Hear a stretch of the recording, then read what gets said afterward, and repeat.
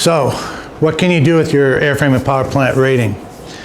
There's so many different opportunities out there that were not there before, and y'all are really lucky. You can, well, we've talked about general aviation. If you have a desire to work on small airplanes in a neighborhood airport, general aviation. There's drone maintenance. There's a lot of military contractors. I know that there's Marines that have went to Djibouti, which I spent over 10 months at, and I would never want anybody to go to Djibouti unless you were Djiboutian. It's not a fun place, but be that as it may. I know that they also have military contracts in the Middle East and in Eastern Europe. So there are programs out there if you want adventure. There's all the letter groups. There's the FBI and the CIA and Border Protection. All those folks have their own aircraft.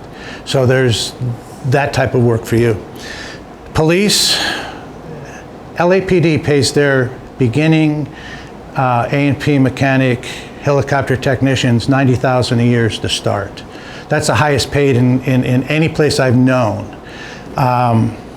The Forestry Department, both the federal and civilian forestry.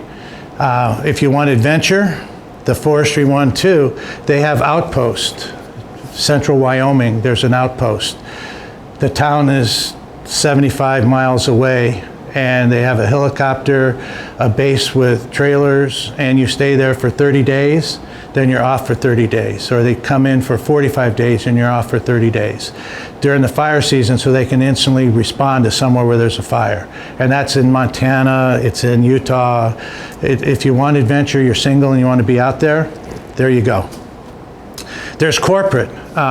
Corporate aviation is you show up in white coveralls and you have a beautiful break room. It's air-conditioned hangar. You work on corporate jets that range from 12 to $100 million, and different life, different style. There's manufacturing. A lot of the manufacturers now have production flight lines. They want A&P mechanics out there. So you're not in the factory driving rivets or laying up composite. You're out there at the finished product, getting it ready for the new owner. There's research and development programs. Right here in California, we have several of the research and development companies that fly multi-million-dollar jets, and you modify them every time they fly. There's NASA requires A&P mechanics. There's the private space companies. They all have A&P mechanics. There's contract project work in the States where you go into an airport and you'll modify an airplane in a specific way. There's structure shops right here in California. We have one of the major structure shops right in French Valley Airport. Completion shops. Airplanes that are brand new come in green. So green meaning they have no avionics package, no interior, no modifications. So you build that airplane from a green shell to this beautiful aircraft. That work is available.